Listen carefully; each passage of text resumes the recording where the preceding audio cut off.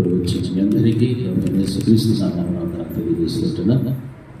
దేవుడు మన అందరి ఎడల కూడా ఒక మంచి ప్రణాళికలు కలిగినటువంటి వాడు. అందుకే మనం ఇంకనూ సచివాలయంలో ఉండటానికి దేవుడు మనకు అవకాశం ఇస్తూ ఉన్నాడు. గత సంవత్సరం అంతా కూడా దేవుడు మనల్ని కాపాడాడు. ఎన్నో ఇబ్బందులు, కష్టాలలో, శ్రమలు వచ్చినప్పుడు, శోధనలు వచ్చినప్పుడు వాటన్నిటిలోనే కూడా తప్పించాడు. మనం చేసిన ప్రయత్నాలలో ప్రతిఫలం దేవుడిచ్చాడు. మనం అడిగిన ప్రతి దానిని కూడా పొందుకోవడానికి దేవుడు సహాయం చేశాడు. మరి ఇన్ని గొప్ప కార్యాలు చేసినటువంటి దేవుని యొక్క సన్నిధానంలో ఆయనకు విశ్వాసులుగా, ఆయన కుమారులుగా, కుమార్తెలుగా పిలువబడుచున్నటువంటి మన అందరి జీవితాల్లో కూడా ఈ నూతన సంవత్సరంలో మనము ఒక చక్కని జీవితాన్ని ప్రారంభించాలని దేవుడు ఆశపడుతున్నాడు. గత 31వ తారీఖున గత మాసంలో మనమందరం కూడా మంచి తీర్మానాలను తీసుకున్నాము. అయితే ఆ తీర్మానాలను బట్టి మన జీవితము సరిచేసుకుంటూ రావాలి. ఎలా సరిచేసుకోవాలి అంటే దేవుని యొక్క వాక్యం అనేటువంటిది మనం ముందు పెట్టుకొని వాక్యానుసారంగా మనం నడుస్తున్నామా లేదా అనేటువంటిది మనం ఆలోచన చేస్తూ వస్తే అప్పుడు మన జీవితంలో కావలసినటువంటి పవిత్రత, పరిశుద్ధమైన జీవితాన్ని దేవుడు మనకు ఇస్తూ రాగలుగుతాడు. అందుకే దేవుడు గురించినటువంటి మాటలు మనం గమనిస్తుంటే ఒకరి ప్రవర్తన దేవునికి ఇష్టమైతే అది నిజంగా చాలా సంతోషాన్ని కలిగించేటువంటి విధంగా ఉంటాయి. మన ప్రవర్తనలో ఏమాత్రమో కానీ దేవునికి వ్యతిరేకమైన స్వభావం, ఆలోచన అనేటువంటి ఉండకూడదు. అటువంటిప్పుడు మనం ఎలా ఉండాలి, మన యొక్క జీవిత విధాన శైలి ఏ విధంగా ఉండాలి అనేటువంటిది మనం ఆలోచన చేయగలిగినట్లయితే చూడండి, పరిశుద్ధ గ్రంథంలో కీర్తనలు 52వ అధ్యాయము 8వ వచనంలో ఒక మాట రాయబడుతుంది. కీర్తనల గ్రంథము 52వ అధ్యాయము 8వ వచనం, నేనైతే దేవుని మందిరములో పచ్చని ఒలీవ చెట్టు వలె ఉన్నాను, నిత్యము దేవుని కృపయందు నమ్మిక ఉంచి ఉన్నాను. హల్లెలూయా. అది గట్టి చెప్తాం, హల్లెలూయా. ఇంకా గట్టి హల్లెలూయా, హల్లెలూయా. కీర్తనకారుడు రాసినటువంటి 52వ కీర్తనలు 8వ వచనంలో గమనిస్తే నిజముగా తన జీవితంలో తాను కోరుకున్నటువంటిది, దేవుడు మెచ్చేటువంటిది, దేవుని సంతోషపెట్టేటువంటిది ఆ మాటలు మనకు అనిపిస్తుంది. నేనైతే ఎలా ఉంటానంటే దేవుని యొక్క మందిరంలో పచ్చని ఒలీవ చెట్టు వలె నేను ఉంటాను అని చెప్తున్నాను. పచ్చని ఒలీవ చెట్టు వలె నేను ఉంటాను. మీరు ఏ విధముగా ఉండినా పర్వాలేదు, కానీ నేను మాత్రము నా దేవుని యొక్క మందిరంలో పచ్చని ఒలీవ చెట్టు వలె ఉన్నాను అనేటువంటి ఒక మంచి స్టేట్మెంట్ ఇస్తున్నాను. అంటే ఉంటాను అని చెప్పలేదు, కానీ ఎలా ఉందని చెప్తున్నాడు బాగా ఉన్నాను. హల్లెలూయా. ఎక్కడున్నాడు? దేవుని యొక్క మందిరంలో. అందరూ చెప్పాలి, నేను ఏం అడిగినా మీరు అందరూ కూడా సమాధానం చెప్పాలి. దేవుని యొక్క మందిరంలో నేనైతే ఎలా ఉన్నానంటున్నాడంటే పచ్చని ఒలీవ చెట్టు వలె ఉన్నాను అంటే ఖచ్చితమైనటువంటి మాట అక్కడ చెప్తున్నాను. అంటే ఇక మీదట నేను ఉండబోతాను అని చెప్పలా, లేకపోతే ఎవరైనా చెప్తే ఉంటాను అని కూడా చెప్పడం లేదు. కానీ నేను ఎలా ఉన్నానంటే పచ్చని ఒలీవ చెట్టు వలె నేను ఉన్నాను. అంతేకాదు, కానీ ఏమంటున్నాడు బా, నిత్యము దేవుని కృపయందు నమ్మకం ఉంచి ఉన్నాను. హల్లెలూయా. దేవుని యొక్క మందిరములో పచ్చని ఒలీవ చెట్టు వలె ఉండడం అనేటువంటిది చాలా శ్రేష్టం. ఒలీవ చెట్టుతో ఎందుకు పోల్చుకుంటున్నాడు చెప్పండి? ఒలీవ చెట్టు ఎందుకు పోల్చుకున్నాడు?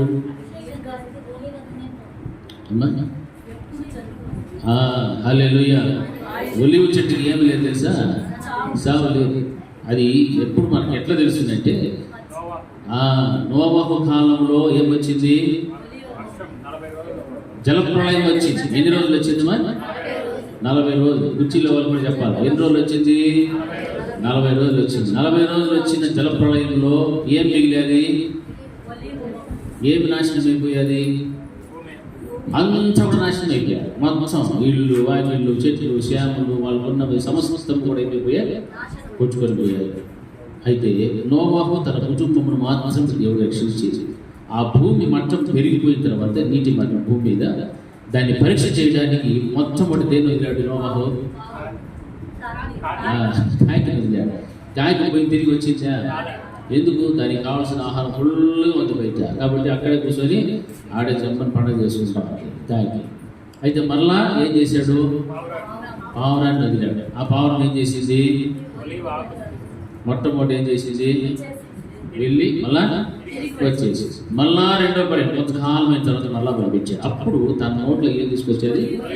ఒలీవ ఆకులు తీసుకొని వచ్చేది. హల్లెలూయా. అంటే భూమి మీద జలప్రలయం కలిగినప్పటికీ కూడా ఎంత భయంకరమైనటువంటి విపత్తు వచ్చినా ఆ విపత్తులో కూడా చావకుండా సజీవంగా ఉన్నటువంటి చెట్టు ఏది అంటే ఒకే ఒక ఒలీవ చెట్టు. హల్లెలూయా. అంటే దాని అర్థం ఏమిటంటే అది ఎవరికి సాదృశ్యం కనిపిస్తుంది? యేసుక్రీస్తు ప్రభుల వారికి సాదృశ్యం కనిపిస్తుంది. అంటే క్రీస్తు యేసు ప్రభుల వారికి చావు అనేటువంటిది లేదు. హల్లెలూయా. ఎన్ని ఉపద్రవములు వచ్చినా, జలప్రలయం వచ్చినా, మరణపు ముళ్ళును కూడా దేవుడు ఏం చేశాడు? సిలువలో విరిచినటువంటి వాడు. అంటే మరణించినప్పటికీ కూడా మూడవ దిన తిరిగి పునరుద్ధానం లేచినటువంటి ఆ క్రీస్తు ప్రభుల వారికి ఏది సాదృశ్యం కనిపిస్తుంది అంటే ఒలీవ మొక్క కనిపిస్తుంది. అందుకే నేనైతే దేవుని యొక్క మందిరంలో పచ్చని ఒలీవ చెట్టు వలె నేను ఉన్నాను అని చెప్తాను. అంటే ఒక పచ్చదనముతో కూడినటువంటి చెట్టును మనం గమనిస్తున్నప్పుడు ఆ పచ్చదనము ఆ చెట్టుకు ఎలా వస్తుంది అంటే ఆ పచ్చదనం ఉన్నంత కాలము కూడా అది సజీవంగా ఉంది, అందులో మంచి ఫలాలు వస్తున్నాయి. ఆ పచ్చదనం రావడానికి గల కారణం ఏంటంటే దానికి కావలసినటువంటి నీరైనా, దానికి కావలసిన సూర్యరశ్మైనా ఏదైనా కూడా చక్కగా అది ఏం చేస్తూ ఉంటుంది? ఆస్వాదిస్తూ ఆహారంగా భుజిస్తూ ఉంటుంది. కాబట్టి ఆ చెట్టుకు ఏముంటుందంటే పచ్చదనమైనటువంటి ఉంటారు. మనం కూడా ఏదైనా పచ్చని చెట్టును చూస్తే ఏమంటామో? ఇది బతికే ఉంది అని చెప్తాం. ఎండిపోయిన చెట్లు అయితే గొడ్డలు తీసు, కొడవలు తీసు కొట్టి దాన్ని ఎక్కడ పడేస్తామో? అగ్నిలో వేసేస్తాం. హల్లెలూయా. అందుకే దావీదు గారు ఏమంటున్నాడు అని ఇక్కడ మనం గమనించినట్లయితే, నేనైతే దేవుని యొక్క మందిరములో పచ్చని ఒలీవ చెట్టు వలె నేను ఉన్నాను. మరి పచ్చని చెట్టు పొలాల్లో మనం చూస్తున్నాము, ఎక్కడెక్కడ చూస్తున్నాము. అయితే ఇక్కడ వాక్యం సెలవిస్తున్న రీతి గమనిస్తే దేవుని యొక్క మందిరములో ఒక చెట్టు వలె నేను ఉన్నాను, ఆ చెట్టు కూడా ఒలీవ చెట్టు లాంటి చెట్టుగా నేను ఉన్నాను అని చెప్తాను. అంటే మందిరంలో ఒలీవ చెట్టు వలె ఉండాలి అని అనడానికి గల కారణం ఏంటంటే దేవుని యొక్క సన్నిధిలోనికి ఈ రోజున మనం అందరం కూడా కూడి ఉన్నాము. దేవుణ్ణి స్తుతిస్తున్నాము, మహిమపరుస్తున్నాము, ప్రార్థన చేస్తున్నాము. దేవునికి ఏమైనా కూడా మనం ఇవ్వాలంటే ఇస్తూ ఉన్నాము. దేవుని దీవెనలు, ఆశీర్వాదాలు పొందుకుంటున్నాం, అన్నీ ఉన్నాయి. కానీ వాక్యం బోధించిన రీతిగా గమనిస్తే పచ్చని ఒలీవ చెట్టు అని అంటున్నాడంటే ఈ కాయలన్నీ చేసినప్పటికీ కూడా కొంతమందిలో పచ్చని జనం ఉండదు. అంటే జీవము లేనటువంటి వ్యక్తిత్వం కలిగి ఉంటారు.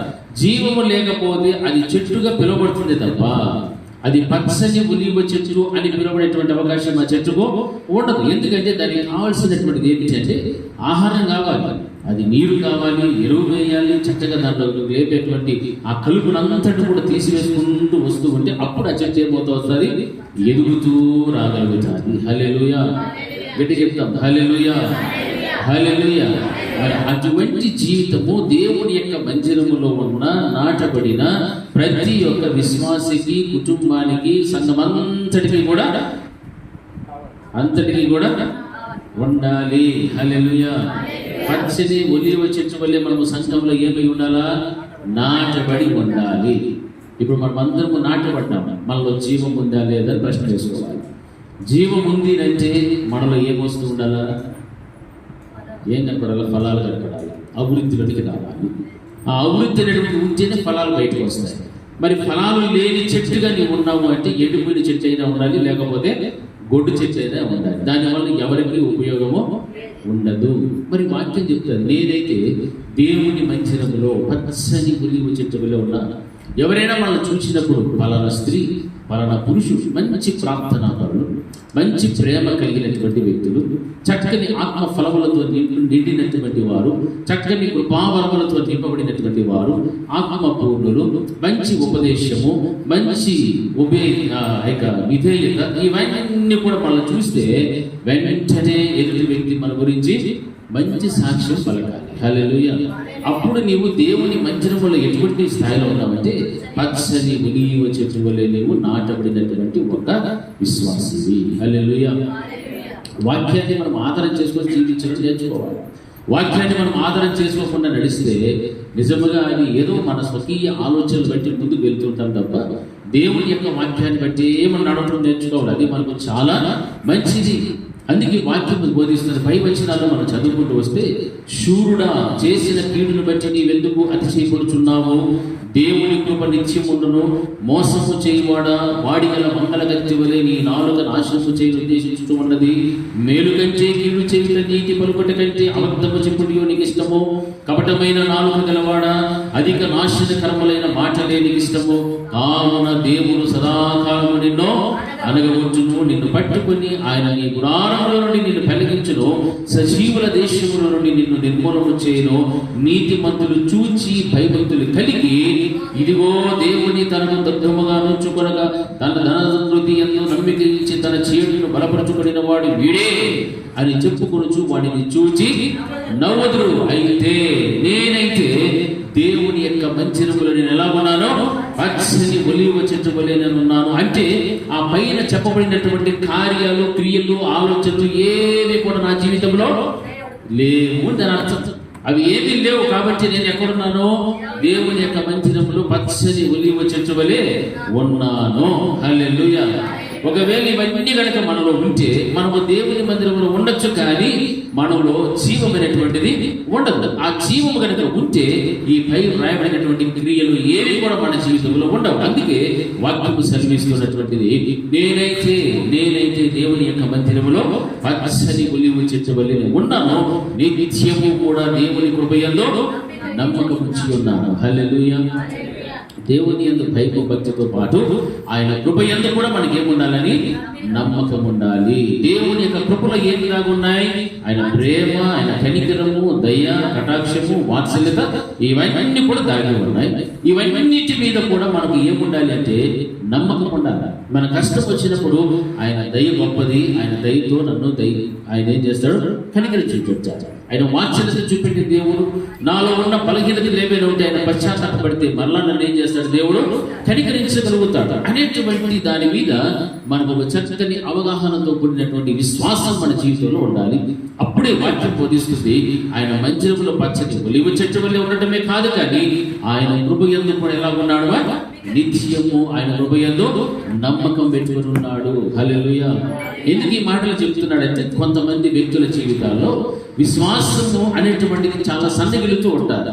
మందిరానికి వస్తూ ఉంటారు, భయం ఉంటుంది, భక్తి ఉంటుంది, కానీ నమ్మకం అనేటువంటిది కూడా చాలా ప్రాముఖ్యమైనటువంటిది. దాన్ని విడిచిపెట్టేస్తూ ఉంటారు. ఆ నమ్మకం అనేటువంటిది కనుక లేకపోతే దేవుని యొక్క దృష్టిలో మన కష్టం వచ్చినప్పుడు ఎక్కడ పరిగెత్తుకుంటూ వెళ్తామంటే బయట సమాజంలోకి వెళ్ళిపోతాం, మనుషుల దగ్గరికి వెళ్ళిపోతాం, అధికారులను ఆశ్రయిస్తాం. కానీ వారి కంటే కూడా వాటిని అన్నిటినీ నియమించినటువంటి దేవుని యొద్దకు మనం వస్తే ఆ దేవుని యొద్ద ఉన్నటువంటి దయ, కనికరము, జాలి, వాత్సల్యత, ప్రేమ, కరుణ, కటాక్షం అన్నీ కూడా మన మీదకు ఆయన పంపగలుగుతాడు. హల్లెలూయా.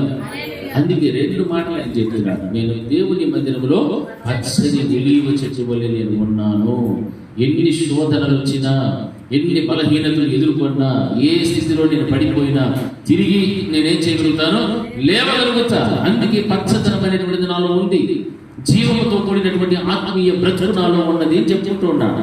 ఆత్మీయతలో కనుక జీవము లేకపోతే శారీరకంగా మనం ఎంత దృఢముగా ఉండినా, శారీరకంగా మనం ఎంత ఉన్నత స్థాయిని సాధించుకున్నప్పటికీ కూడా ఆత్మీయతలో కనుక బ్రతకలేకపోతే అది దేవునికి ఏమాత్రం కూడా సంతోషాన్ని ఇవ్వదు. హల్లెలూయా. హల్లెలూయా. గట్టిగా చెప్పాలి, హల్లెలూయా. నీ చేతులు కనపడాలి నాకు. హల్లెలూయా. దేవుని మందిరములో ఆధ్యాత్మికమైన జీవితంలో మనం ఎలా ఉండాలి?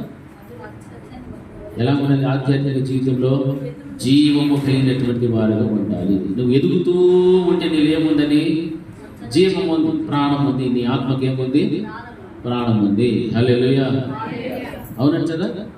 మనం ఎదుగుతూ ఉన్నామంటే మనకి ఏముందని అర్థము?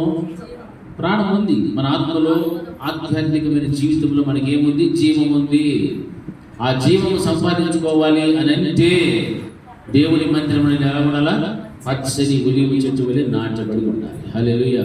నేను ఇక్కడ నాటబడితే ఇక్కడ నుంచి దేవుడు నీకేమిస్తూ ఉంటాడు? జీవాహారమును పంపుతూ ఉంటాడు. హల్లెలూయా. జీవాహారాన్ని పంపుతూ ఉన్నప్పుడు నిజంగా ఆ చెట్టు ఏమవుతూ ఉంటుంది? ఆ విశ్వాసి ఫలిస్తూ ఉంటాడు, ఎదుగుతూ ఉంటాడు, అభివృద్ధి అనేది కనిపిస్తూ ఉంటుంది సంఘంలో. లేదు మనం ఎక్కడున్నామో అక్కడే ఉన్నాము, 25 సంవత్సరాల క్రితం ఎలా ఉండిందో మన జీవితం అక్కడే ఉంది, అలాంటి స్థితి మనకు ఉంది, అలాంటి మనసే మనకు ఉంది, అలాంటి బ్రతుకుచున్నాము అని అంటే మందిరంలో నాటపడ్డావు, కానీ దేవుని యొక్క జీవాహారం ఏం చేయడం లేదు, భుజించడం లేదు. హల్లెలూయా, గట్టిగా చెప్పండి హల్లెలూయా, హల్లెలూయా. మనం ఏం భుజించాలా, ఏం భుజించాలమ్మా, అది హల్లెలూయా, హల్లెలూయా, హల్లెలూయా. మనం ఎక్కడ నాటబడి ఉన్నామా ప్రియా, ఎక్కడ నాటబడి ఉన్నాము? నాటబడి ఉన్నప్పుడు మనలో ఏం కనపడాలా, అభివృద్ధి. ఎందులో అభివృద్ధి కనపడాలా? ఆత్మీయతగా మంచి జవాబు ఉంటారు. ఇప్పుడు ఎంతమంది ఆత్మీయతలు అభివృద్ధి పొందుతూ ఉన్నారు? కాబట్టి దేవుడు కుర్చీలోకి వెళ్ళిపోయి చేసేది ఈ మొత్తం ఖాళీ 1 2 3 4 5 ఆ కుర్చీలు కూర్చోలేదు ఆయన ముందు రోజులు. Very good. ఈ మధ్యలో లేని అభివృద్ధి లేదా? హల్లెలూయా. ఎక్కడున్నాం మనము చెప్పండి? ఎక్కడ?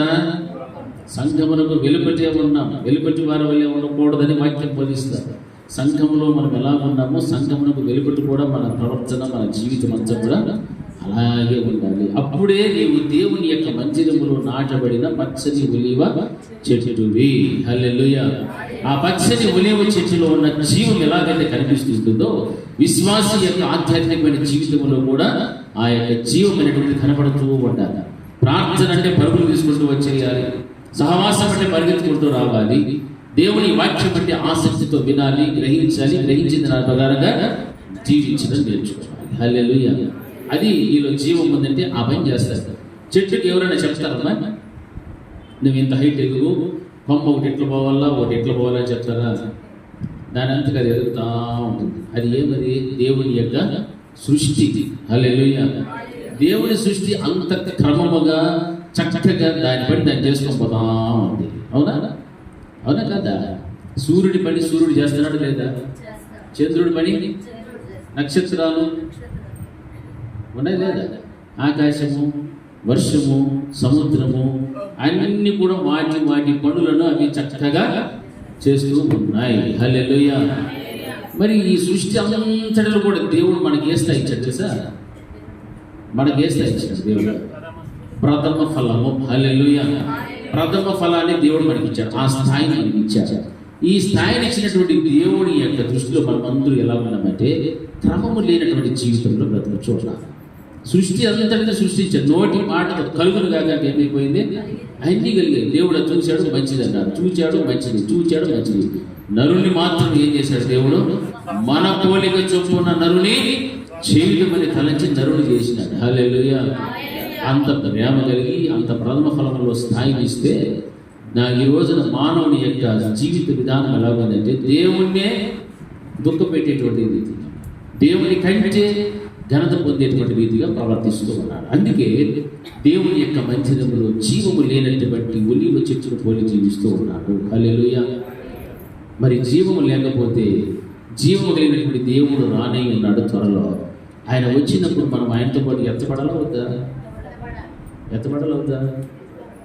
నవ్వు తెరిచి చెప్పాలమ్మా. ఎంతమందికి ఇష్టం ఎత్తపడటానికి? ఎంతమందికి? ఇంతేనా? ఇంతేనా? మీకు మాత్రమేనా? మీ ఇంట్లో ఉండే వాళ్ళకి ఎవరికి అవసరం లేదా? మీ భర్తలకి, మీ పిల్లలకి అవసరం ఉందా లేదా? చెప్పాలి. అవసరం ఉందా లేదా? మీ అవ్వాళ్ళకి, మీ తాత వాళ్ళకి, మీ నాయనకి, మీ అమ్మకి, మీ అన్నకి, మీ తమ్ముడికి, మీ అక్కకి, మీ చెల్లికి, ఎవరు ఉన్నారు మన రక్త సంబంధికి? ఏమ్మా ప్రియాంగా? అందరికీ ఏం కావాలా? ఆయనతో పాటు ఎత్తబడే అవకాశం కావాలి. మరి ఇప్పుడు ఇక్కడ ఎంతమంది వచ్చినామో ఇంటికి ఒక ప్రశ్న. పెళ్ళికి పోయినట్టు, ఫంక్షన్ చేయనట్టు. ఫంక్షన్కి అయితే ఫ్యామిలీ పోతారు కదా, రారా నువ్వు ఫ్యామిలీ పిలిస్తే వస్తా. హల్లెలూయా. ఇంటికి ఒకరు వచ్చినట్టు దేవుని మందిరానికి వస్తే పరలోకానికి కూడా ఎట్లా పోతారు సార్? ఇష్టం సార్? ఇంటికి ఒకరే పోతారు. హల్లెలూయా. సారు మాత్రం ఇద్దరు కలిసే వస్తారు, ఒకరు మాత్రం రాదు. సారు భార్య ఇద్దరు వస్తారు. యాడికి వచ్చినా ఇద్దరు వస్తారు. ఇద్దరు మందిరానికి వస్తారు, కాటేజ్ పేరు పెట్టినా కానీ ఇద్దరు కనిపిస్తారు. చాలా సంతోషం. హల్లెలూయా. వృద్ధాప్యంలో కూడా కుటుంబ సమేతంగా వచ్చి కూర్చొని దేవుని సన్నిధిని నడిపించి వెళ్తారు. అది ఆశీర్వాదం. మరి దేవుని యొక్క మందిరానికి కూడా మనం ఎలా రావాలంటే కుటుంబాలుగా రావాలి. ఇక్కడ కొన్ని కుటుంబాలే కనిపిస్తాయి. పచ్చని ఒలివ చెట్లాగా ఉంటే మనకి ఇవన్నీ కూడా క్రమంగా వస్తాయి. హల్లెలూయా. ఇక్కడ నాటపడాలి. లోకంలో కంటే కుటుంబంలో కంటే మన యొక్క నాటు ఎక్కడ వేసి ఉండాలా? మందిరంలో. హల్లెలూయా. మందిరంలో కనుక మనం నాట్యపడి ఉంటే దావీదులా మనం కూడా గొప్పగా సాక్ష్యం చెప్తాం. నేనైతే ఇతరులు ఎలా ఉన్నా పర్వాలేదు, వారు ఇటువంటి వారు, మోసమును కలిగేటి వారు, అబద్ధములు చెప్పువారు, ఇటువంటి వారిని పైన అన్ని కూడా చెబుతున్నారు కదా, మేలు కంటే కీడు చేయడం వారికి ఇష్టము. ఇటువంటి గుణాలు ఎవరికైతే ఉంటాయి వాళ్ళంతా కూడా లోకంతో ఎక్కువ సాంగత్యం చేస్తూ ఉంటారు. లోకంతో స్నేహం చేసిన వాడు సంఘములో ఒలివ చెట్టు వలె నాటబడటానికి వాడికి ఏమాత్రం ఇష్టం ఉండదు.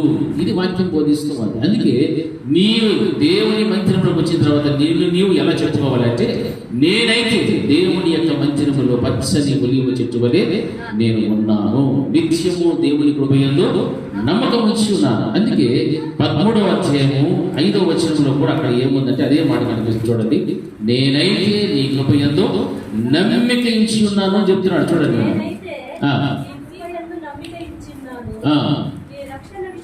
నీ రక్షణ విషయమై నా హృదయము హర్షించుచూ ఉన్నది. యెహోవా నాకు మహోపకారములు చేసి ఉన్నాడు, నేను ఆయనను కీర్తించెదను. హల్లెలూయా. దేవుడిచ్చినటువంటి యొక్క నూతన సంవత్సరములో మన యొక్క వ్యక్తిగత జీవితాలు ఎలా ఉండాలంటే, భక్తులు రాస్తున్నటువంటి మాటలు గమనిస్తే, నేనైతే నీ కృప యందు నమ్మిక ఉంచున్నాను, నీ రక్షణ విషయమై నా హృదయం ఏమవుతున్నది, హర్షించుచూ ఉన్నది. యెహోవా నాకు మహోపకారములు చేసి ఉన్నాడు, నేను ఆయనను కీర్తించెదను. ఈ నూతన సంవత్సరంలో తీసుకున్నటువంటి ఆయన తీర్మానాలన్నింటిని బట్టి కూడా దేవునికి మనము కృతజ్ఞతాస్తుతులు చెల్లిస్తూ ఉండాలి. ప్రభువా, గత కాలం అంతా కూడా నీవు కాపాడావు, భద్రపరిచావు. మరి ఈ నూతన సంవత్సరంలో అడుగు పెట్టినటువంటి నేను ఎలా ఉన్నానంటే, నేనైతే నీ కృప యందు నమ్మకం ఉంచుతాను, నీ రక్షణ విషయమే నా హృదయం హర్షించుతూ ఉన్నది. యెహోవా నాకు మహోపకారములు చేసి ఉన్నాడు, నేను ఆయన ఏం చేస్తున్నాను, కీర్తిస్తాను. దేవుడు మన పట్ల మహోపకార్యాలు చేశాడా లేదా? అది ఎటువంటి ఉపకారాలు అంటే మహోపకారములు అంటే మనుషులు చేయలేనటువంటి మహోపకారాలు. దేవుడి రోజు మనం ప్రాణంతో పెట్టాడంటే అది గొప్ప మహోపకారము. అందుకే భక్తుడు అంటే 103వ అధ్యాయం ఏమన్నాడు, నా ప్రాణమా ఆయన చేసిన దేనిని కూడా నీవు మరువకము.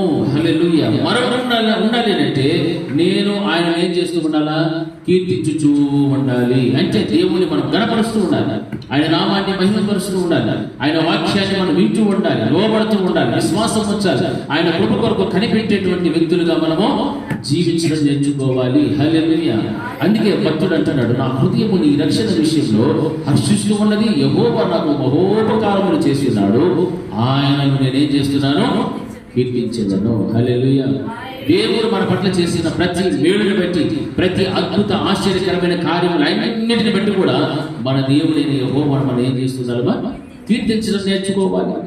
మనం కీర్తించకుండా ఉంటే మనం విశ్వాసఘాతకులుగా దేవుని దృష్టిలో ఉండిపోతాం.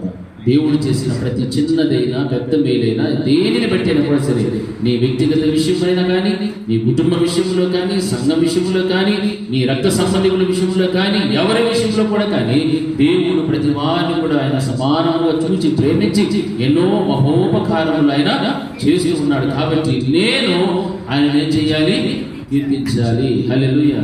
కీర్తనకారుడు అంటున్నాడు, నేనైతే ఈ రోజు మనమైతే అని మనం అనుకున్నాం అనుకోండి, నేనైతే అన్న తర్వాత నువ్వు ఏం చెప్పగలుగుతున్నావో ఆలోచించి, నేనైతే దేవుని మందిరములో పచ్చని ఒలీవ చెట్టు వలె ఉన్నాను, నేనైతే నీ కృప యందు నమ్మకం ఉంచి ఉన్నాను. హల్లెలూయా.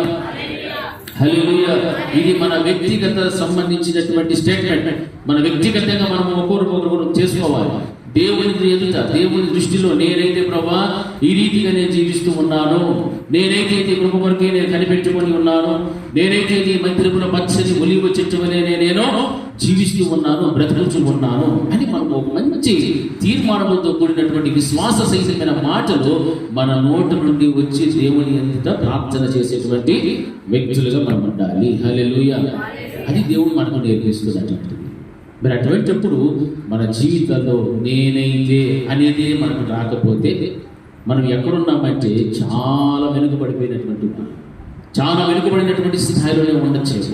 అందుకే ఆ మాట మన నోట రాలేకుండా ఉందేమో. దావీదు గారి జీవితంలో అయితే చూస్తే నేనైతే అటువంటి వాటి వల్ల నేను అటువంటి వ్యక్తుల్లో ఉన్న గుణాలు నాలో లేవు, లోకస్తుల్లో ఉన్నటువంటి ఆలోచనలు లేవు. ఎందుకంటే నేను ఎక్కడ నాటిబడి ఉన్నానో దేవుని యొక్క మంచిదములు పచ్చని ఒలీవ చెట్టు వలె నేను ఉన్నాను. హల్లెలూయా. అందుకే 92వ అధ్యాయంలో 12వ వచనం ఒకసారి చదువుదాం. కీర్తనల గ్రంథం 92వ అధ్యాయం 12వ వచనం.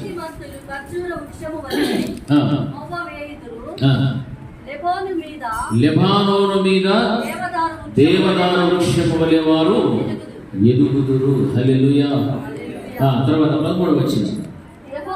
యెహోవా మందిరములో నాటబడిన వారు మన దేవుని ఆవరణములలో వర్ధిల్లుదురు. హల్లెలూయా. చాలా హల్లెలూయా. హల్లెలూయా. చూడండి, ఇక్కడ రాయబడిన మాట నీతిమంతుడు ఖర్జూర వృక్షము వలె మొగ్గు వేయటమే కాదు, కానీ లెబానోను మీద దేవదారు వృక్షము వలె వారు ఎదుగుదురు.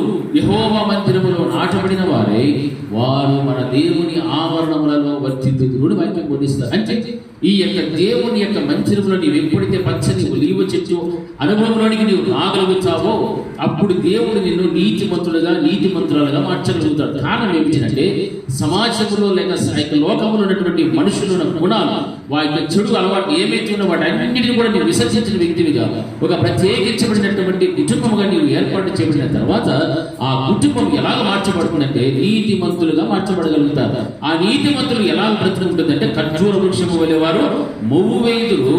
ఆ తర్వాత లెబానోను మీద దేవదారు వృక్షము వలె వారు ఎదుగుదురు. హల్లెలూయా.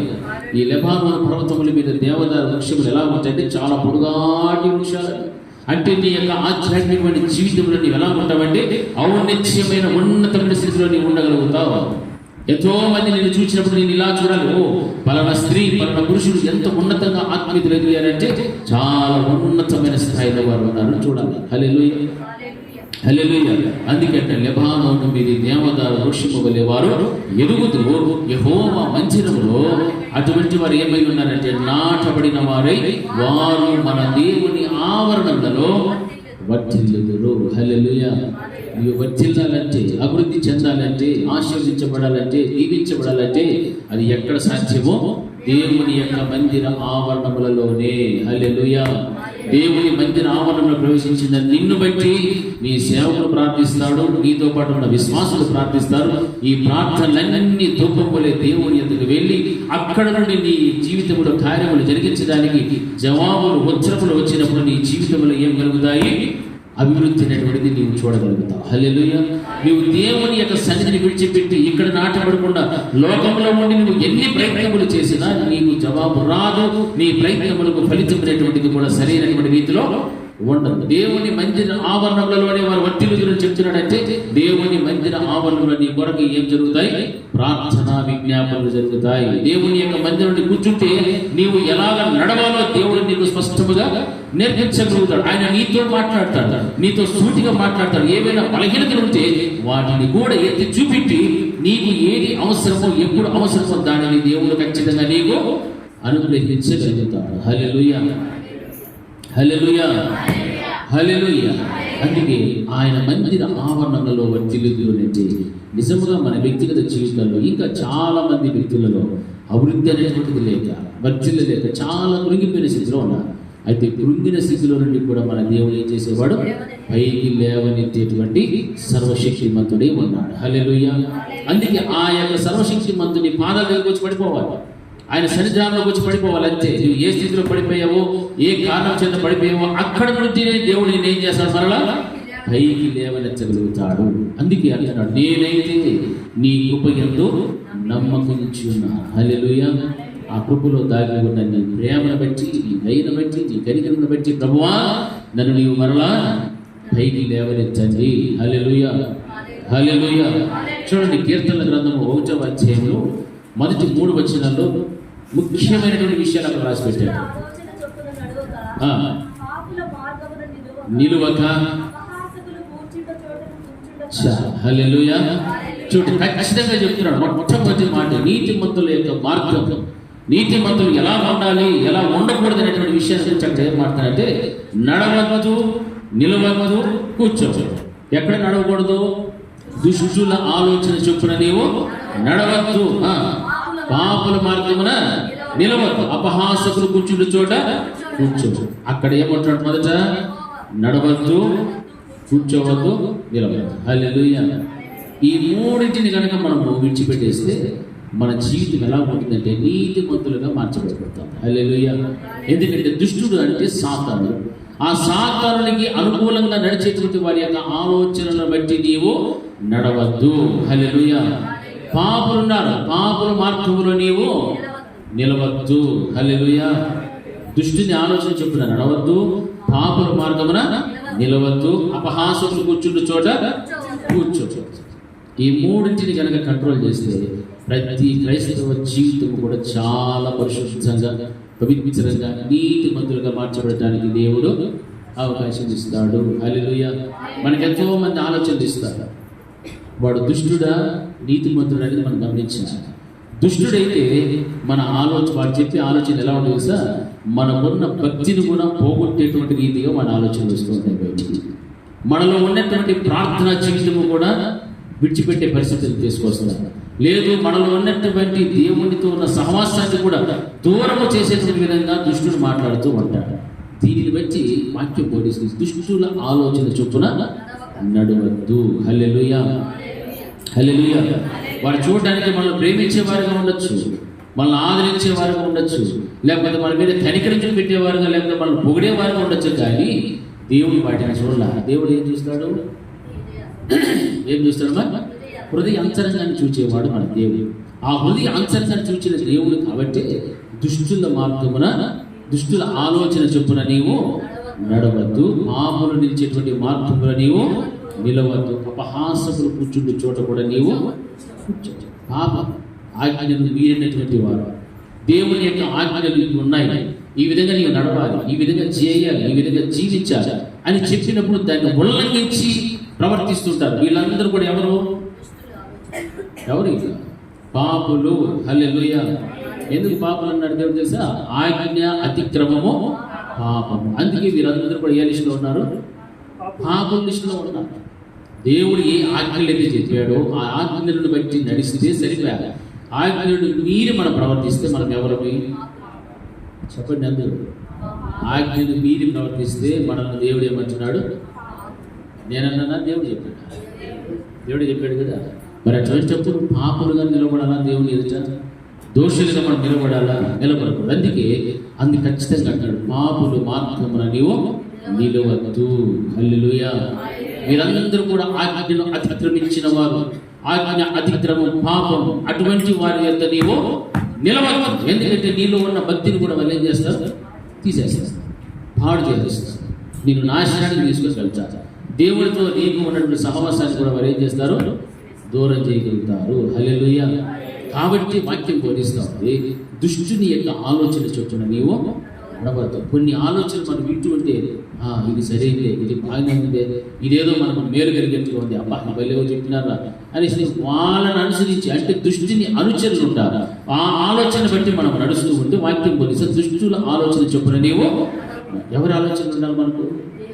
దేవుని ఆలోచన. హల్లెలూయా. దేవుని ఆలోచన రావాలి.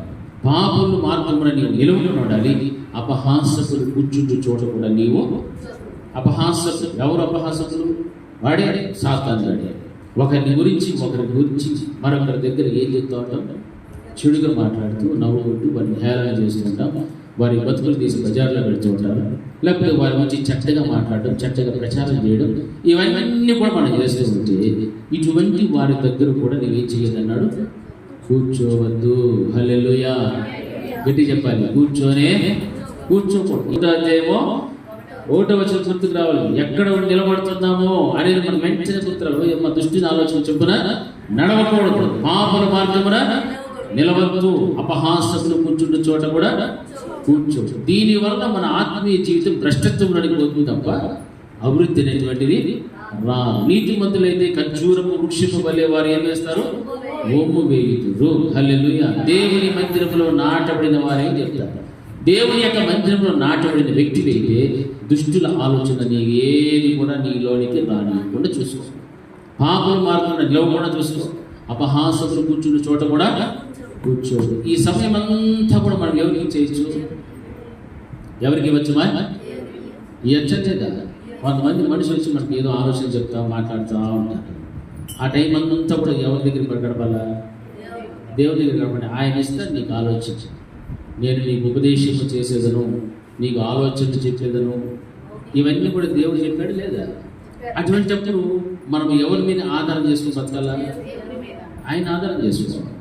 దేవుడిని ఆధారం చేసుకుని బతికితే నీకు మంచి చక్కని ఆలోచనలు ఇస్తాడు.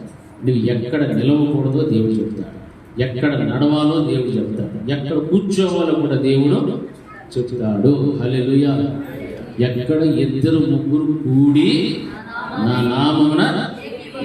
నామమున ఏకీభవిస్తారు అన్నాడు. కానీ ఎక్కడ ఇద్దరు ముగ్గురు అక్కలు కూర్చొని ఆ యొక్క గురించి ఆ అన్న గురించి మాట్లాడతారో అక్కడ నేను ఉంటానని చెప్పాడా?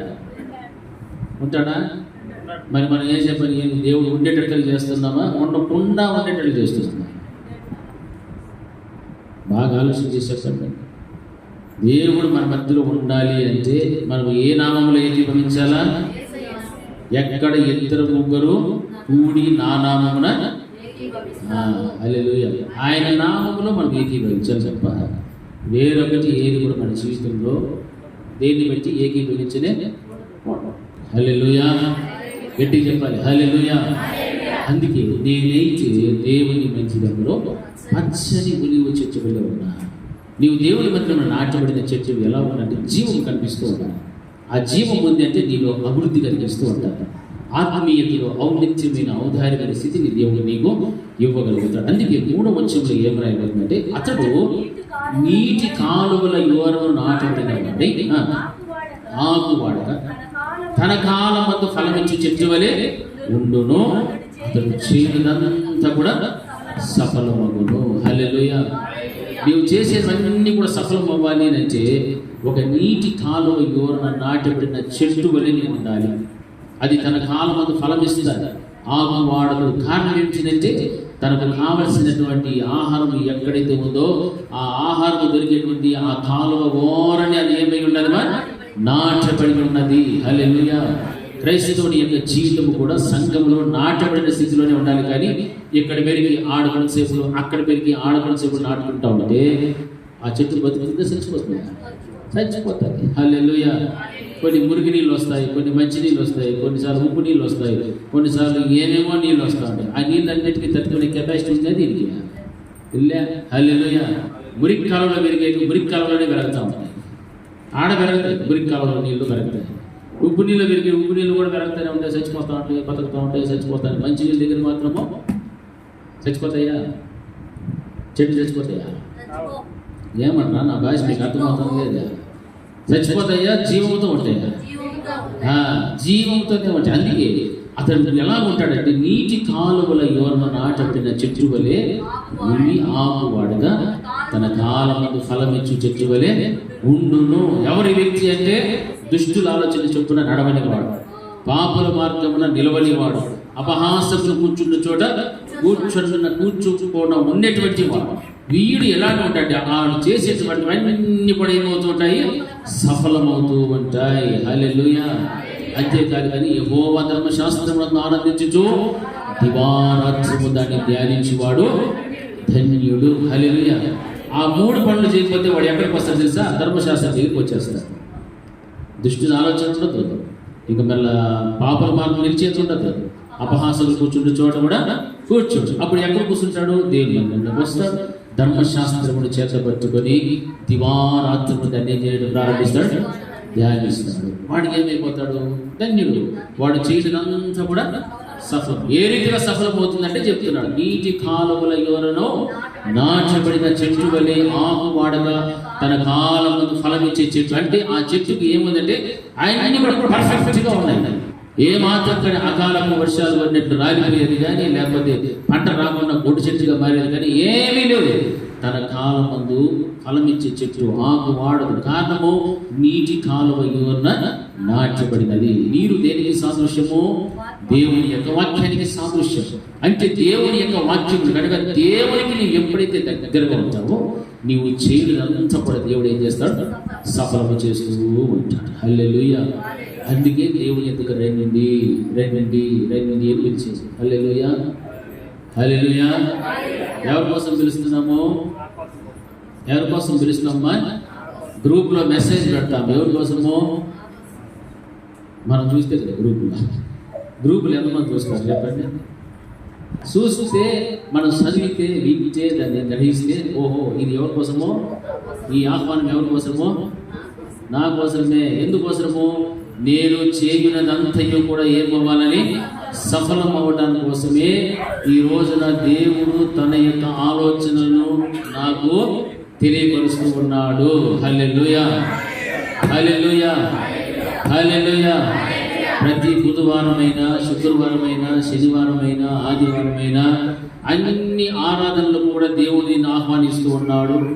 ఆయన ఆహ్వానించినప్పుడు పాత నిబంధన గ్రంథం ఉంది కదా, ఒకడు నాకు పొలం ఉందని వెళ్ళిపోయాడు, ఒకడు నేను కొత్తగా పెళ్లి చేసుకుంటున్నా వెళ్ళిపోయాడు, ఒకడు నాకు ఎడ్లు ఉన్నాయని వెళ్ళిపోయాడు. ఈ విధంగా అందరూ వెళ్ళిపోయారు. ఎవడు కానీ రాలే. పిలువబడిన వారు అనేకులు, ఏర్పరచబడిన వారు కొందరే. హల్లెలూయా. అలా కొందరిలో ఎవరు ఉండాలా? ఆ కొందరిలో ఎవరు ఉండాలా? ఒకసారి చేతులు చూపించండి. ఆ కొందరిలో ఎవరు ఉండాలా? ఎవరు ఉండాలి? నేను ఉండాలి. హల్లెలూయా. గట్టిగా హల్లెలూయా హల్లెలూయా. మరి పిలువబడిన వారు చాలా మంది ఉన్నారు, కానీ చాలా మంది రావడం లేదు. దేవుడు చూచాడు. మీరు వీధుల్లోకి వెళ్ళండి, సంత వీధుల్లోకి వెళ్ళండి. అక్కడ ఉన్న వాళ్ళందరినీ కూడా పోగు తీసుకొచ్చారు. పోగు తీసుకొచ్చి నాకు విధుశాలకు తీసుకురండి. అంతే, అందరికీ విధుని ఏర్పాటు చేశారు. మంచి విధు, ఎవరికో ఏర్పాటు చేసిన విధు ఎవరో భుజించారు. హల్లెలూయా.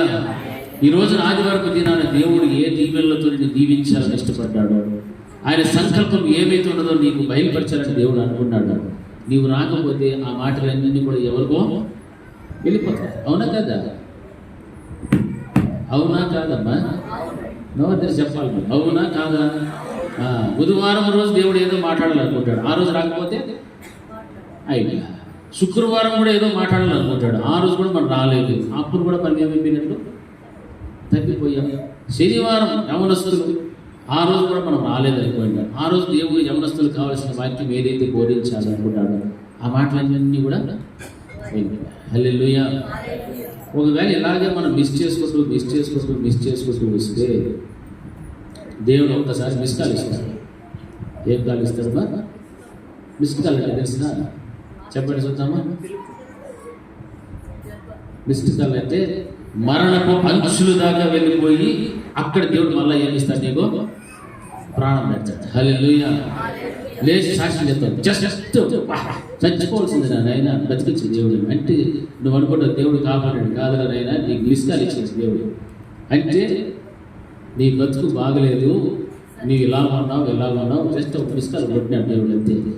ఫుల్ కాల్ చేశాడు అనుకో దేవుడు, ఏం మొత్తము ఈడున్నటువంటి ప్రయత్నాలు, నీకు సంపాదించిన ఆస్తి పాస్తి అన్నీ విడిచిపెట్టి గప్ చెప్పి మౌనం. చచ్చిన శవం వాడు పడించింది. దానికి ముందు ఎంత ఆత్రపడి ఉంటాడో, ఏం ఉబలాట పడి ఉంటాడో, ఏమేమో చేసి ఉంటారో వాళ్ళు. కానీ చచ్చిపోయిన ప్రాణం పోతుంది. ఏమన్నా చేస్తుందా? సంపాదించిన దాని గురించి ఏమైనా ఆలోచన లేదు. చచ్చిపోతానికి ఏమంటాము? బతికినప్పుడు మనిషిని ఏమని పిలుస్తామా? పేరు పెట్టి పిలుస్తాం. చచ్చిపోతే శవం, డెడ్ బాడీ వచ్చిందని అంటాం. కానీ తాత వచ్చినాడా, అమ్మ వచ్చిందని అంటామా? అమ్మ వచ్చిందా, నాయన వచ్చింది అంటామా? మనం అంటే దాని విలువ ఎంత అంటే దేవుడు మనలో పెట్టిన ప్రాణం ఉన్నంత వరకే ఆ యొక్క వ్యక్తికి విలువ. హల్లెలూయా. చచ్చిన వెంటనే బాడీ వచ్చిందా, ఎప్పుడెప్పుడు ఎత్తిందని పడేలా ఉంటాడు. దుఃఖంతో ఉండే కుటుంబం తప్ప వచ్చిన వాళ్ళంతా కూడా ఎప్పుడు ఎత్తేస్తారా, బస్ టైం అయిపోతుంది అనేసి రాసుకొని ఉంటాడు. అవునా కదా? అంటే మనిషి జీవితం అంత పనికి మాలినటువంటి జీవితం. అందుకే ప్రాణం ఉన్నప్పుడే మనల్ని దేవుడు ఆహ్వానించినప్పుడు, మనకు సమయం ఇచ్చినప్పుడు, ఆరోగ్యం ఉన్నప్పుడే మనం దేవుని మాటలు వినటానికి పరుగులు తీస్తూ రావడం నేర్చుకోవాలి. హల్లెలూయా. అప్పుడే నీవు దేవుని మందిరంలో పచ్చని ఒలీవ చెట్టు వలె నీవు ఉండగలుగుతావు. ఎందుకు ఈ నూతన సంవత్సరంలో వారంలో 4 పర్యాయాలు మనం దేవునితో కలిసి సావాసం చేయాలని ఆలోచన చేసి తెలుసా? మనం ఉన్నది కడవరి కాలం, భయంకరమైన చెడు దినాలు. ఈ చెడ్డ దినాలలో మనకు సహవాసము లోకము కంటే ఎక్కడ ఎక్కువ సహవాసం ఉండాలా? దేవునితో సహవాసం ఉండాలి అని ఒకే ఒక ఆలోచన, అంతే. లేకపోతే మిమ్మల్ని ఇబ్బంది పెట్టాలని కాదు, 4 సార్లు రప్పించుకోవాలని కాదు, లేకపోతే నాకేదో గొప్ప ఇది రావాలని కానీ ఏమీ కాదు. ఎందుకోసం అంటే మనందరం కూడా ఎక్కువగా దేవునితో సహవాసంలో ఉండాలి అని. హల్లెలూయా, హల్లెలూయా.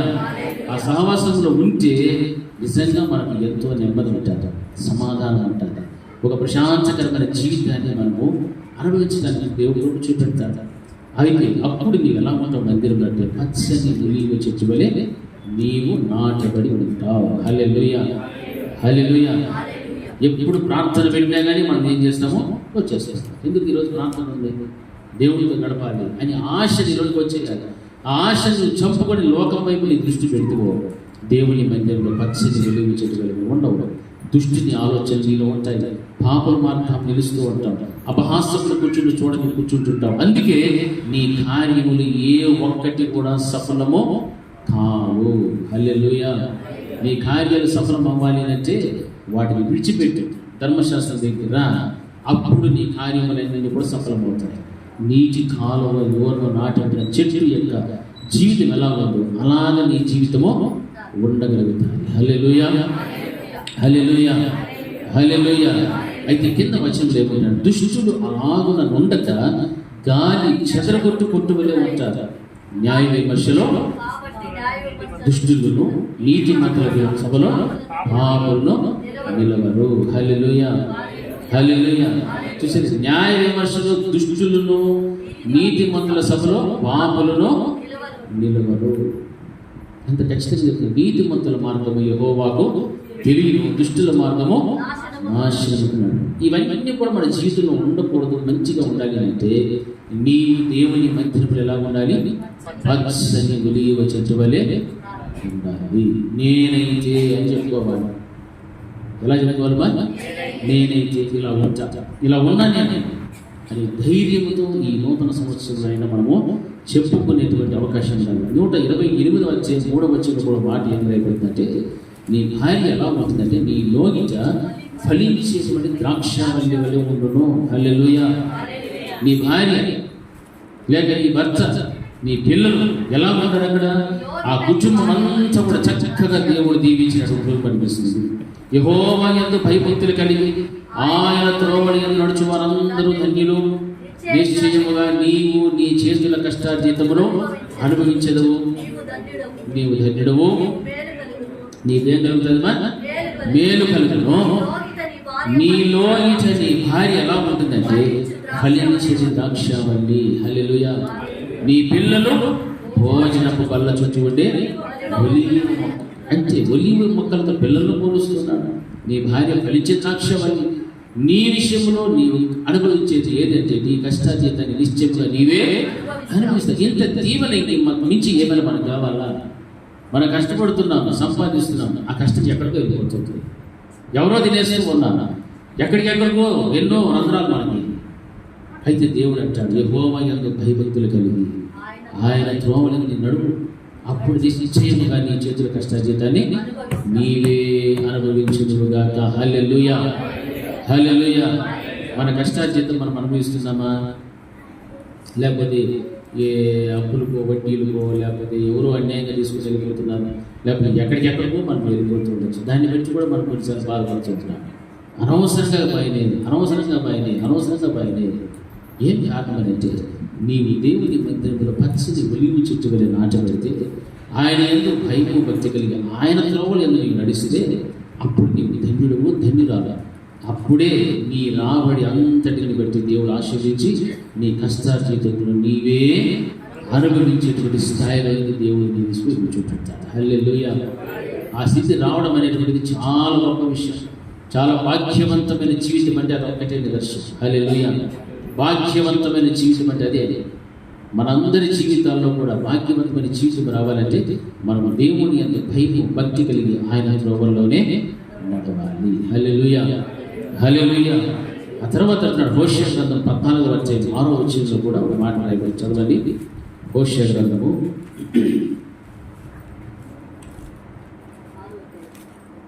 14వ అధ్యాయం 6వ వచనం. అతడు కొమ్మలు విశాలముగా పెరుగును, ఒలీవ చెట్టునకు కలిగినంత సౌందర్యము అతనికి కలుగును, లెబానోనుకున్నంత సువాసన అతనికి ఉండును అని వాక్యం మనకు బోధిస్తుంది. హల్లెలూయా. రెండు చేతులు చెప్పండి. హల్లెలూయా, హల్లెలూయా. అతని కొమ్మలు విశాలముగా పెరుగును, ఒలీవ చెట్టునకు కలిగినంత సౌందర్యం అతనికి కలుగును, లెబానోనుకున్నంత సువాసన అతనికి ఉండును. ఎవరికి తెలుసా? పశ్చాత్తాపపడేటువంటి వారికి. ఒకవేళ దుష్టుల ఆలోచనలో ఉండి పాపుల మార్గంలో నిలిచి అపహాసం కూర్చుని చోట కూర్చొని ఉంటా ఉంది, ధర్మశాస్త్రంలో దూరంగా ఉంది, పశ్చాత్తాపడతారు. చూసారా? పశ్చాత్తాపడి అయ్యో ప్రభా నన్ను క్షమించినైనా గత సంవత్సరం అంతా కూడా నేను ఈ విధంగా జీవిస్తుంది, ఇక మీదట ఈ నూతన సంవత్సరంలో అలాగే నేను జీవించడానికి ఇష్టపడటం లేదు అని ఎవరైతే పశ్చాత్తాపడతారో అటువంటి వారిని గురించి మాట్లాడుతున్నది. అతని కొమ్మలు విశాలంగా పెరుగును, ఒలీవ చెట్టునకు కలిగినంత సౌందర్యం అతనికి కలుగును. హల్లెలూయా. ఒలీవ చెట్టు చూశారు ఎవరన్నా? 1 2 3 ఎవరు చూడలేదు? పల్లెడలో ఉంది అదే ఒలీవ చెట్టు. హల్లెలూయా. మన మందిరంలో ఉంది ఒలీవ చెట్టు. పాస్టర్ గారు తీసుకొచ్చిన ఇజ్రాయెల్ అంజూరు చెట్టు, ఒలీవ చెట్టు. దానికి ఉన్నంత సౌందర్యం చక్కగా ఇలా వస్తుంది చెట్టు. హల్లెలూయా. చాలా బాగుంటుంది. అందుకే వాక్యం బోధిస్తారు. ఎవరైతే పశ్చాత్తాపడగలుగుతారో ఆ పశ్చాత్తాపడినటువంటి జీవితాల దేవుడు ఏం చేస్తే అతని కొమ్మలు విశాలముగా పెరుగును, ఒలీవ చెట్టులకు కలిగినంత సౌందర్యము అతనికి కలుగును, లెబానోనుకున్నంత సువాసన అతనికి ఉండును. లెబానోనుకున్నంత సువాసన అంటే లెబానోను పర్వతం మీద దేవదారు వృక్షములు. హల్లెలూయా. దేవదారు వృక్షం నుంచి మంచి సువాసన వెదజల్లుతారు. అక్కడ ఉన్నటువంటి మంచి చక్కని సువాసన ఏ విధంగా అయితే ఉండగలుగుతుందో ఆ రీతిగా లెబానోనుకున్నంత సువాసన అతనికి ఉండును అని చెప్తున్నాడు. పశ్చాత్తాప బుద్ధిగా వారి జీవితంలో దేవుడు చేసేటువంటి గొప్ప కార్యములు ఆ రీతిగా ఉంటాయని చెప్తున్నాడు. అందుకే చివరిగా 147వ కీర్తనలో మనం చూస్తే 11వ వచనంలో మాట్లాడగలుగుతాం. చదవమ్మా. 147:11. తన యందు భయభక్తులు గలవారి యందు, తన కృప కొరకు కనిపెట్టి వారి యందు యెహోవా ఆనందించువాడై ఉన్నాడు. హల్లెలూయా. చూసారా? దేవుణ్ణి మనం ఆనందింప చెయ్యాలి అని అంటే ఏం చేయాలి? చెప్పి చివరిగా ఆయన యందు మనకి ఏముండాలి? భయభక్తులు ఉండాలి. ఆ తర్వాత తన కృప కొరకు కనిపెట్టే వారంగా మనం ఉండాలి. అప్పుడు యెహోవా అటువంటి వారి యందు ఆనందించువాడై ఉన్నాడు. హల్లెలూయా. గట్టిగా హల్లెలూయా. ఆయన కృప కొరకు కనిపెట్టేవారుగాను ఆయన యందు భయము భక్తి కలిగిన వారిగా ఉంటే అటువంటి వారి యందు మన దేవుడైన యెహోవా ఆనందించగలుగుతాడు. ఇక భయము భక్తి ఆయన కృప ఈ 3 జ్ఞాపకం పెట్టుకోండి. దుష్టుల ఆలోచన చొప్పున నడవక, పాపల మార్గమున నిలువక, అపహాసములు కూర్చుని చోట కూర్చోకపోతే మన చేతిలోనికి ఏమొస్తుంది? ధర్మశాస్త్రం వస్తుంది. అప్పుడు దాన్ని దివారాత్రం ఏం చేస్తామో ధ్యానించి ధన్యతలోనికి వెళ్తాం. ధన్యతలోనికి వెళ్ళిన తర్వాత జరిగే కార్యం ఏంటంటే అతను చేయనంతా కూడా సఫలమవుతుంది. ఎలా సఫలమవుతుందంటే నీటి కాలువలో నాటబడిన చెట్టు ఏ రీతిగా అయితే తన కాలంలో ఫలమిస్తూ ఉంటుందో ఆ విధముగా అభివృద్ధి అనేటువంటి సఫలీకృతమైనటువంటి జీవితంలో దేవుడు మనకు ఇవ్వగలుగుతాడు. హల్లెలూయా, హల్లెలూయా. కాబట్టి దేవుని యొక్క మంచిగా నేనైతే మన వ్యక్తిగతంగా మనం చెప్పుకోవాలి. ఎలా ఉండాలి? మనము పచ్చని ఒలీవ చెట్టు వలె ఉండాలి. నేనైతే దేవుని కృపయందు నమ్మకం పెట్టుకోవాలి. అందుకే వాక్యం బోధిస్తుంది. తన యందు భయభక్తులు కలిగిన వారి యందును ఆయన కృప కొరకు కనిపెట్టి వారి యందు యెహోవా ఆనందించువాడై ఉన్నాడు. హల్లెలూయా. కాబట్టి ఈ రీతిగా దేవుడు మనతో మాట్లాడాడు. ఈ నూతన సంవత్సరంలో దయాగ్యతగా తెలిపి చేసిన దేవునికి కృతజ్ఞతాస్తుతులు చెల్లిస్తూ, ప్రభువా ఈ సంవత్సర కాలం అంతా కూడా నీ కృప కొరకు కనిపించేవారిగా, మీ యందు భయభక్తి కలిగి జీవించేవారిగా, నేనైతే నీ మందిరంలో పచ్చని వెలుగు చెట్టు వలె ఉండటానికి ప్రభా నాకు సహాయం చేసి కృప చూపుటండి ప్రభా అని మనమందరము కూడా దేవుని యొక్క సన్నిధిలో తీర్మానం చేసుకోవాలి. అప్పుడు దేవుడు మనల్ని బట్టి ఆనందించువాడే ఉంటాడు. హల్లెలూయా. దేవుని వాక్యం దీవించునుగాక. ప్రార్థన చేసుకున్నాం. అందరూ కూడా మోకరించిన వీళ్ళ బిడ్డలు మోకరించి దేవుని యొక్క సన్నిధానంలో మనం ప్రార్థన చేశారు. మీరు ఇచ్చినటువంటి మాటను బట్టి మీకు కోటానుకోట్ల స్తోత్రాలు. భావి మహారాజు నేనే దేవుని మందిరంలో పచ్చని వెలుగు చెట్టు నిత్యము నీ కృప యొక్క నమ్మికించడానికి అటువంటి గొప్ప స్థాయి మేమందరం కూడా కలిగి జీవించడానికి సహాయం చేసి దృష్టిని ఆలోచన చూడగలుగుట, పాపల మార్గం నిలువుట, అపహాస్యములు కొంచెం చోట కూర్చున్నటువంటి నీ ధర్మశాస్త్రము దివారాత్రము ధ్యానించగలుగుతాం, ధన్యతలోనికి ప్రవేశించగలుగుతాం ప్రభు. అప్పుడే మేము జీవితంతా కూడా సఫలమవుతాం చేతులు. ఈరోజు మీకు దూరస్థంగా బ్రతికినటువంటి స్థితిలో ఎవరైనా ఉంటుంది, ఎవరైనా కూడా మిమ్మల్ని గుర్తుపరిచిన స్థితిలో ఉంటుంది. దయచేసి పిల్లలందరినీ కూడా మీరు క్షమించాలి. లెబానోలో ఉన్నటువంటి సువాసన ఒలివ చెట్టు కలిగినంత సౌందర్యాన్ని మీరు కలిగించేయమని ప్రార్థిస్తున్నాను. నీ కృపతో నేను బిడ్డలు మీరు జ్ఞాపకం తెచ్చుకుంటాను. ప్రతి వారిని కూడా నేను మీ రాజ్యపు వారసులుగా మీరు మార్చుకోవడానికి ఎన్నో తల్లి ప్రభా అమూల్యమైన మాటలు మీరు మాకు బోధిస్తూ ఉపదేశిస్తూ ప్రభా విత్తబడిన ప్రతి విత్తనము కూడా మంచి నేలలో పడినటువంటి విత్తనం వలె ఉంది. అది ఎదిగి ఫలించుటకు సహాయం వచ్చింది. నీ కృపలో తల్లి మమ్మల్ని అందరినీ జ్ఞాపకం తెచ్చుకుని నా ప్రాణమా యెహోవాను సంతోషించు, నా ఆశ్రమమున సమస్తమైన పరిశుద్ధ నామమును సంతోషించు. నా ప్రాణమా యెహోవాను సంతోషించు, ఆయన చేసిన ఉపకారములలో ఏమీ మరొకము. మన తండ్రి అయిన దేవుని ప్రేమ, కుమారుడైన యేసుక్రీస్తు యొక్క కృప, పరిశుద్ధాత్మ దేవుని యొక్క అన్యోన్య సహవాసం ఇప్పుడు ఎల్లప్పుడూ నిత్యం నిరంతరం సదాకాలం ఆయన కృపా సమాధానం మనము మన కుటుంబములన్నిటికీ తోడే నడిపించునుగాక. ఆమేన్. అందరికీ